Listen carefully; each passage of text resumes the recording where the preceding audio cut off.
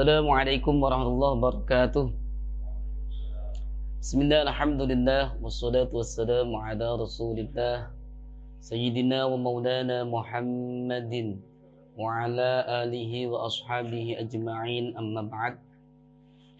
Para pemirsa yang dimuliakan oleh Allah subhanahu wa ta'ala, pada kajian yang kemarin saya menyampaikan apa yang dilakukan oleh seorang hamba ketika mendapatkan ujian dari Allah subhanahu wa ta'ala, termasuk ujian sakit. Kemarin saya sampaikan bahwasanya bagi seorang hamba tersebut, yang pertama adalah sebagaimana disampaikan oleh Syekh Abdul Qadir Al-Jilani radhiyallahu an, beliau mengatakan, wa in ja'atkal balwa fashtagil bis sabri wal muwafaqah. Ketika datang kepadamu al-balwa, ujian, termasuk sakit di sini, fashtagil bis sabri, maka sibukkan dirimu bis sabri dengan kesabaran, wal muwafaqah, dan menerima kenyataan. Dan yang selanjutnya adalah ketika kita mendapatkan ujian berupa sakit, kita jangan lupa untuk berikhtiar, yakni berusaha dengan cara berobat. Berobat bermacam-macam caranya.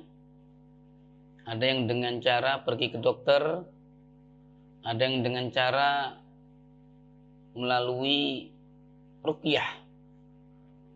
Sebagaimana saya sekarang berada di dalam salah satu jam'iyah ruqyah Aswaja, dan alhamdulillah jam'iyah ruqyah Aswaja semakin lama ini saya lihat semakin luas manfaatnya untuk umat. Dan mudah-mudahan gerakan ini dan mudah-mudahan jam'iyah ini benar-benar menjadi jam'iyah atau perkumpulan yang benar-benar bermanfaat untuk umat. Amin amin ya rabbal alamin. Sehubungan dengan ikhtiar berobat, ketika kita sakit, kita dianjurkan untuk berobat. Dan apakah ketika kita sakit kita tidak berobat, apakah kita berdosa? Ini perlu saya sampaikan kepada para pemirsa bahwasanya hukum berobat menurut mazhab Syafi'i adalah sunnah, sebagaimana diterangkan dalam kitab At-Tuhfah di Syekh Al-Imam Ibnu Hajar Al-Hitami. Di situ diterangkan, wa yusannu at-tadawi lil khabaris sahih tadawu fa innallaha lam yadha' da'an illa wada'a lahu dawa'a. Wa yusannu at-tadawi, disunahkan berobat, lil khabaris sahih, karena adanya hadis sahih, yaitu tadawu fa innallaha lam yadha' da'an illa wada'a lahu dawa'a. Berobatlah kamu sekalian, karena sesungguhnya Allah tidak meletakkan suatu penyakit kecuali Allah memberikan obatnya. Ghairul haram, kecuali pikun, ya, kalau bahasanya pikun. Jadi ketika kita sakit, kita tidak wajib untuk berobat. Bahkan ketika tawakal kita, pasrah kita kepada Allah, kita bisa ridho menerima ujian berupa sakit dari Allah subhanahu wa ta'ala. Maka dalam kondisi seperti itu kita tidak berobat, itu malah lebih utama. Sebagaimana juga lanjutan dari keterangan dalam kitab At-Tuhfah diterangkan, fa in tarakahu tawakkulan fa huwa fadilah. Maka jika seseorang tersebut meninggalkan berobat karena dia pasrah kepada Allah, dia bisa menerima apapun yang diberikan oleh Allah kepadanya dengan benar-benar tawakal, dengan benar-benar pasrah, maka meninggalkan berobat itu adalah lebih utama. Jadi ketika kita pasrahnya kurang kepada Allah, kurang ridho dengan apa yang diberikan Allah, maka sebaiknya kita berikhtiar untuk berobat. Itu yakni apa yang kita lakukan ketika kita mendapatkan ujian berupa sakit dari Allah Subhanahu wa taala. Dan perlu diketahui bahwasanya Allah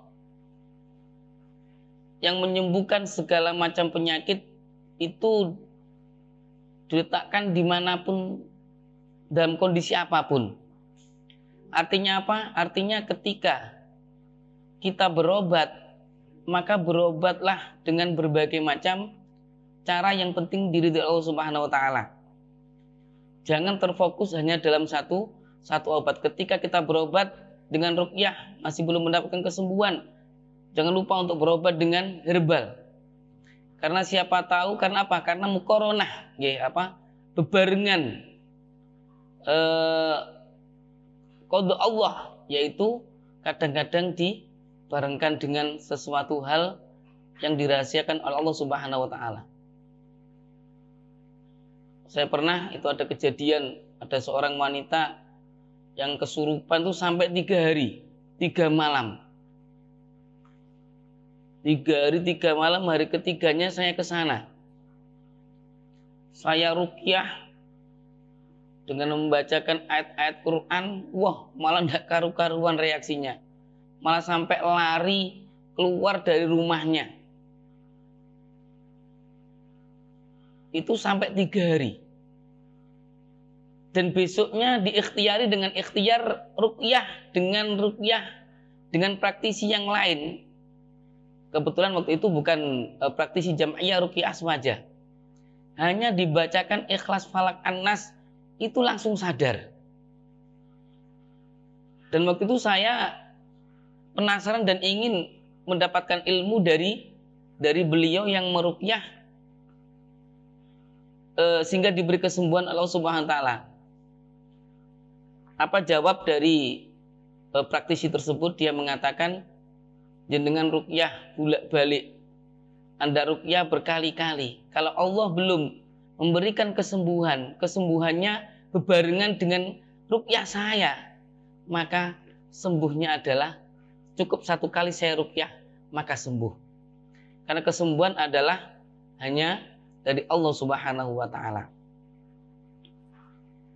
Para pemirsa yang dimuliakan Allah Subhanahu wa taala, sebagai praktisi yang perlu diperhatikan adalah ujian terbesar bagi kita bukan serangan dari musuh, bukan serangan dari bangsa jin, bukan adanya serangan dari dukun.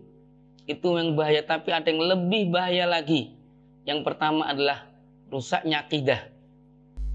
Dan jika sampai meyakini bahwasanya Allah menitipkan kekuatan di dalam akid tersebut, maka itu adalah keyakinan yang bid'ah.